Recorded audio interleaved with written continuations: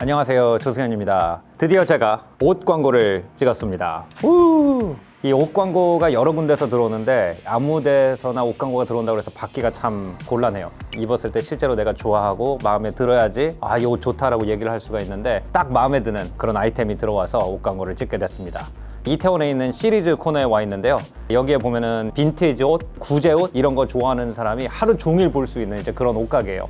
제 이제 영상을 보신 분들은 알겠지만 저는 빈티지 아이템 굉장히 좋아하고 가방이라든지 부츠 같은 거 어디서 사냐고 커멘트 많이 해주시는데 그거 다 뉴욕과 파리에 있는 빈티지 샵에서 산 굉장히 오래된 제품들이에요. 아무래도 제가 좋아하는 시대, 딱 꽂혀있는 시대의 어떤 시대적 풍미를 느껴주게 하는 그런 빈티지한 영감에서 온 제품들을 굉장히 좋아합니다. 제가 어렸을 때부터 정말 좋아하던 시대, 1차 대전, 2차 대전 공군 조종사들의 시대를 모티브로 해가지고 만든 옷이라서 얘기할 게 천지입니다. 즐거운 마음으로 오늘 와가지고 보고 있어요. 우리 집에 있는 거랑 되게 비슷한데? 이거 나 트레저 헌터에 입고 나갔던 거랑 거의 똑같이 생겼는데 어떻게 이렇게 비슷해? 따뜻하겠다. 이야,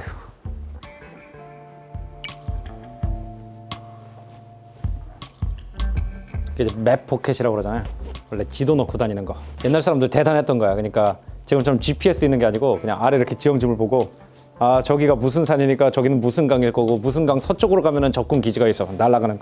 그러다가 저 강이 맞나? 그러면은 딱 이렇게 꺼내서 보고는 여기가 이제 삼각지니까 저기가 상류고 막 이러면서 이제 갔던 거지 옛날 사람들은. 옛날 실제 그 조종사들 사진 보면은 내렸을 때 영하 20도에서 3-4시간 작전을 했으니까 다 이러고 내려. 여기 보니까 이런 색도 있는 것 같아요. 옆에 빈티지 샵에서 2개가 있었다. 그럼 나 같으면 이 색깔을 골랐을 거야. 그리고 후회를 했겠지. 약간 가죽 이런 느낌? 약간 더 에이지된 느낌? 이런 거여서 이걸 골랐을 텐데 이게 좀 불그스레 하잖아요. 얼굴도 빨간데 이걸 입으면은 홍당무죠. 사람이 이상하게 자기한테 안 어울리는 거를 입고 싶어.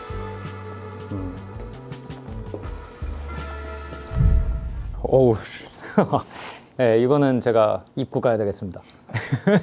이게 이제 랭캐스터라는 자켓인데 랭캐스터 하면은 이제 아마 이 영상을 보고 계신 분들은 다 뭔지 대략 아실 것 같아요. 2차 세계대전 때 영국의 주력 폭격기였던 아브로 랑카스터 폭격기의 이름을 딴 것 같습니다. 이 1차 세계대전 때는 공군 조종사들이 많은 사람들의 상상력을 자극을 했다면 2차 세계대전 때는 이제 폭격기 조종사들이 굉장히 많은 영웅담의 주인공이 되죠. 그래서 아마 저도 항공사들에 비해서 처음 봤던 영화가 90년대 굉장히 인기가 있었던 공군 영화인 맨피스 펠이라는 영화였어요. 독일 항공을 침투했던 미국 폭격기 비행단 B-17 비행기를 타는 비행사들의 이야기였죠. 그러니까 우리는 주로 이제 미국의 태평양 전선에서는 B-29 Super Fortress라는 비행기, 그다음에 유럽 전선에서는 B-17 Flying Fortress라는 생각을 하는데 영국 같은 경우에는 이제 스피트파이어, 그다음에 주력 폭격기인 랑카스터 폭격기가 있었죠. 2차 세계대전의 폭격기 같은 경우에는 플라잉 포트레스라는 이름이 있잖아요. B-17이. 그럴 정도로 진짜 나르는 요새 같은 이미지가 있었습니다. 굉장히 큰 비행기에 꼬리에도 기관총이 달려있고 중반에도 기관총이 달려있고 비행기 아래면에도 이렇게 기관총이 달려가지고 이렇게 빙빙빙 돌면서 이제 사격을 할 수 있는 그런 장치들이 있어서 꼬리에 있는 조종사가 적의 탄을 맞으면은 자기가 거기 가가지고 대신 그 역할을 하고 팀워크로 굉장히 유명하던 그런 이제 폭격기 조종사들의 여러 이야기들이 전해져 내려오죠. 그리고 이 폭격기를 보면은 겉으로 볼 때는 다 이렇게 보호가 돼 있는 것 같아요. 칵핏도 다 유리로 커버돼 있고 다 실내고 그런데 오래 나르기 위해서 무게를 줄여야 됐기 때문에 생각보다 이렇게 방안이 잘 돼 있거나 그렇지 않았다고 합니다. 그러니까 비행기의 나르는 속도나 높이는 엄청나게 높아졌는데 B-17 같은 경우에도 보면은 옆에가 그냥 이렇게 열려 있거든요. 그래서 열린 공간에 그냥 기관총을 올려놓고 쏜단 말이에요. 그러니까 바퀴랑 통해 있다는 거죠. 그러면은 이 비행기가 나르는 고도가 엄청나게 올라갔는데 구멍이 다 뚫려 있으면 어떻게 됩니까? 아니 엄청나게 추워지겠죠. 진짜 올라가면 막 영하 30도 이랬다고 그러거든요. 그 영하 30도를 2-3시간 동안 작전 시간을 버틸 수 있는 그런 옷을 갖다가 보급을 하기 시작하죠. 그래서 발명된 게 이제 우리가 흔히 무스탕이라고 불리는 이런 소재의 가죽 자켓들인데 그 중에서 이제 가장 유명한 게 B-3 bomber jacket. bomber jacket은 막 그대로 폭격기 자켓이라는 뜻이죠. B-3 bomber jacket이 되게 유명했습니다. 심지어 A-10인가 A-3인가 둘 중에 하나의 자켓 같은 경우에는 미군이 생산을 중지했어요. 이유가 뭐냐면 이걸 생산을 했는데 민간인들이 다 사가버리는 거예요. 너무 인기가 많아가지고. 그래가지고 오히려 민간인들이 이걸 중간에 다 빼돌려가지고 군의 보급이 제대로 안 된다 그래서 디자인을 약간 일부러 살짝 후지게 바꿔가지고 새로 자켓을 만들었을 정도로 인기가 굉장히 많았습니다. 뭐 우리나라 그 사람들도 메가더 장군이 버머 자켓을 입고 이렇게 파이프를 물고 있는 장면, 이런 것들이 한국 역사와도 관련이 있기 때문에 한국에서도 버머 자켓, 무스탕이라는 이름으로 인기가 굉장히 많았죠. 근데 이 스핏파이어를 기반으로 하고 있는 영국 2차 대전 전투기 조종사의 모티브로 한 자켓은 굉장히 많이 봤는데 이 랑캐스터가 좀 묻혔거든요. 그래서 이제 랑카스터라는 이름으로 이제 자켓을 만들어서 약간 보면은 영국의 사파리 자켓 같은 느낌과 B3 자켓을 갖다 약간 섞어놓은 것 같은 이런 느낌이 좀 일상에 입기에는 좀 좋을 것 같아요. 1990년대 초반으로 이제 돌아가 보겠습니다. 제가 그때 컴퓨터 게임을 굉장히 좋아했는데 특히 역사를 좋아하다 보니까 플라이 시뮬레이터 장르, 비행 시뮬레이터 장르를 되게 좋아했어요. 그 당시만 해도 이제 용산 전자상가에서 플로피 디스크라고 아마 모르시는 분들도 있을 겁니다. 이렇게 저장 매체를 사서 그걸 이제 컴퓨터에 끼워서 로딩을 해가지고 게임을 해야 되던 그 시기죠. 그때 제가 레드 베런, 붉은 남작이라고 하는 게임을 보게 됐습니다. 이만한 박스에 나왔어요. 근데 이제 그 당시에 이 전쟁 게임들은 그래픽이 별로 좋지가 않잖아요. 그렇기 때문에 후진 그래픽을 보면서도 상상을 가미해가지고 즐길 수가 있어서 그런지 역사책이 두꺼운 게 동봉되는 경우가 많았어요. 300페이지가 넘는 매뉴얼 안에 게임이랑 관련 없는 그 시대의 여러 가지 역사 이야기가 쫙 이렇게 써 있었는데 그게 제가 읽은 첫 번째 교과서가 아닌 역사책이었습니다. 게임을 설명하기 위해서 1차 세계대전 당시의 에비에이션 문화, 조종사들의 문화에 대해서 굉장히 많은 내용이 있었는데 그 당시 이제 제가 한국에서는 그들의 문화가 너무 접해보지 못한 문화고 어떤 면에서 너무너무 멋있는 문화여가지고 그 1차 세계대전 조종사들 얘기에 푹 빠져들었어요. 이런 거 보면 이제 빈티지 스토어에 있다 그러면 가장 먼저 내가 집어들 것 같은 딱 그런 옷이어서 사실 이 컬러는 제가 안 골랐거든요. 와서 이제 여러 컬러로 오늘 처음 보는 건데 저 같으면은 얘를 골랐을 것 같아요. 뭔가 더 진짜 그 시대에서 바로 온 것 같아가지고 나 같으면 이제 이걸 골랐을 것 같은데 얼마 전에 제가 읽는 그 영국 신문의 패션 컬럼니스트가 뭐라 그랬냐면 빈티지 패션의 한계는 밀랍 인형이 박물관에서 먼지 털고 나온 것 같으면 안 된다라는 말을 했거든요. 근데 제가 그 한계를 가끔씩 넘어가요. 그래가지고 너무 그 시대를 정확하게 구현을 하다가 그냥 30년대 사람이 이렇게 튀어나온 것처럼 오예.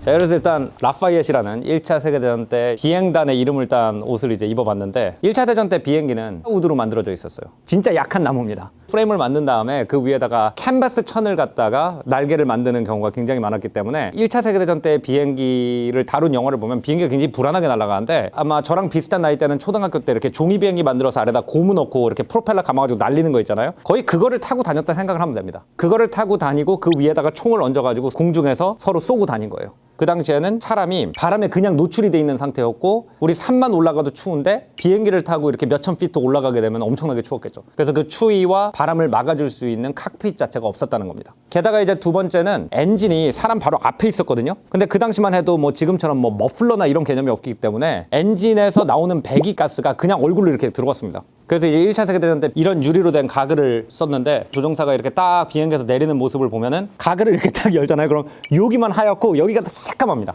근데 이제 이 귀족들이 비행기를 타고 올라가면 추울 거라는 생각도 안 해봤고 그렇게 센 바람을 인간이 맞을 일도 없었고 그 매연을 갖다 들이킬 일도 없었고 이렇게 총을 쏘면서 적군이 어디서 나타나는지 계속 이렇게 고개를 돌리면서 사주 경계를 해야 되는 일도 없었는데 이제 그런 걸 하다 보니까 지금 존재하는 군복이 이런 기계를 타고 막 극한에서 활동을 하는데 별로 어울리지 않는다라고 생각을 하게 되는 거죠. 근데 이제 그 당시 귀족들은 거의 대부분 개인 테일러가 있었잖아요. 그래서 이 귀족들이 계속 개인 테일러와 회의를 해가면서 편지를 써가면서 지난번에 보내준 옷 좋은데 이게 문제더라. 다시 만들어라.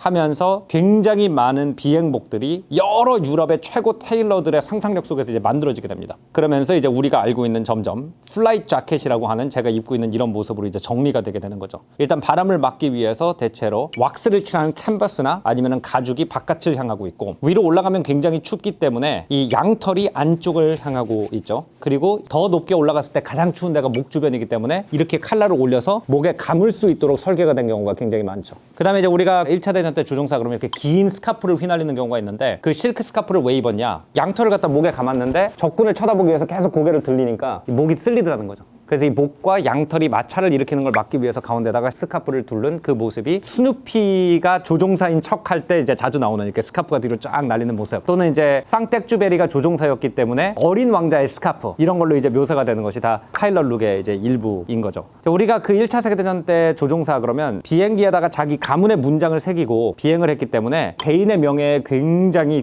신경을 많이 썼어요. 그래서 가장 중요한 게 귀족 사회에서는 의복이었습니다.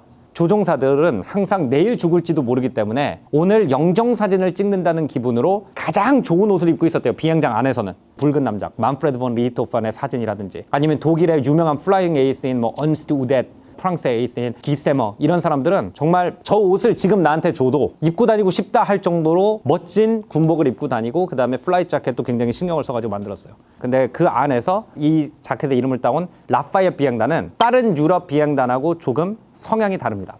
1차 세계대전이 터졌을 때 한쪽에는 이제 영국, 프랑스가 한쪽에 이제 독일, 오스트리아 이렇게 막 싸우고 있었잖아요. 근데 미국이 영국, 프랑스 편을 들 것 같으면서도 무기만 빌려주고 자기는 참전을 안 하고 있었죠. 프랑스에서 미국이 참전을 하게 하도록 여러 가지 이제 일종의 PR을 하게 되는데 그 중에 하나가 프랑스에서 살고 있던 미국인들을 모아서 비행단을 조직합니다. 그래서 그 미국인들이 프랑스 깃발을 달고 싸워서 많은 공을 세워서 프랑스 안에서 미국인들이 영웅이 되면 야 프랑스 사람들이 미국인들을 이렇게 추앙해준대 라고 하면 미국 사람들이 전쟁에 가담할 것이다. 뭐 이런 이제 계산해서 만든 비행단이 에스카드리 드 라파이엇 비행단이에요. 이 이름이 왜 재밌냐면 라파이엇이 미국 독립전쟁 때 프랑스가 미국에 파견한 장교의 이름입니다. 빚을 받겠다라는 의도도 숨어 있어요. 그러니까 너네가 영국이랑 독립전쟁할 때 프랑스가 도와줬잖아. 자 이제 프랑스가 위협받고 있으니까 너네가 도와줄 차례 아니냐. 약간 이런 이제 의도를 가지고 만든 이제 비행단이죠. 미국은 귀족제가 없다 보니까 귀족 사교 클럽 같은 모양으로 운영이 되던 독일과 프랑스의 비행단과 굉장히 다른 방식으로 이제 운영이 되게 되고 조금 더 용감한 카우보이 스피릿을 가진 미국의 다양한 사회 계층의 청년들이 모여서 프랑스 깃발을 달고 싸웠던 독특한 역사가 있는 비행단의 이름을 이제 이 자켓이 따온 거죠. 흔히 생각하는 플라이트 자켓 같은 경우에는 유럽 귀족들의 어떤 그 의상을 기본 모티브로 따서 이 왼쪽 오른쪽에 이렇게 견장을 다는 그게 굉장히 크고 칼라가 클수록 옛날에는 계급이 높았기 때문에 그리고 칼라에 이렇게 금수 같은 걸 놨기 때문에 대부분의 독일, 프랑스를 모티브로 한 플라이트 자켓은 이렇게 칼라도 굉장히 넓어요. 근데 이거 같은 경우에는 좀 실용적인 약간 아메리칸 느낌 안에도 이렇게 양털을 갖다가 꽉 채우기보다는 조금 더 이렇게 누비로 해가지고 조금 더 실용적인 느낌을 더한 그런 것이 이제 1차 세계대전을 모티브로 한 옷과의 좀 차이점이 아닌가 이제 생각이 돼요. 남자들의 옷은 여성들의 옷에 비해서 사실 영감이 그렇게 다양하지 않은 것 같아요. 거의 대부분 승전국들의 군복을 주제로 하고 있고 그러다 보니까 미국의 폭격기 조종사들의 옷 그리고 영국의 해군 옷, 피코트라든지 트렌치코트 이런 것이 모든 남자 패션의 기본이라고 봐도 될 정도로 일정 기준이 있는 것 같아요. 그만큼 이제 그 당시에 팬만 놀리고 있는 사람도 아 인생 저렇게 한번 살아보고 싶다라는 로망을 좀 상징하기 때문이 아닌가 생각이 됩니다. 마지막으로 제가 이제 무스탕이라고 하는 스타일의 자켓을 입고 있기 때문에 이 무스탕이라는 단어에 대해서 잠깐 얘기하고 마무리를 할게요. 이 무스탕이라는 단어가 이 조랑말이라는 뜻인데 원래는 이 무스탕은 미국에선 차 이름이고 우리나라에서만 이런 자켓을 무스탕이라고 부릅니다. 그래서 제가 왜 그런지 생각을 해봤는데 두 가지 추론을 해봤습니다. 1980년대부터 이제 무스탕, 쉐무, 점퍼 이런 식으로 해가지고 백화점들이 광고를 하기 시작하더라고요. 아마도 이 쉐무라는 게 프랑스어로 이 털 소재를 뜻하는 샤모아의 한국식 발음이다 라고 하기 때문에 양을 뜻하는 무통 샤모아라는 프랑스 말을 잘못 발음해서 무스탕 쉐무가 됐을 것이다 라는 말이 있습니다. 이제 이거는 정설이고요.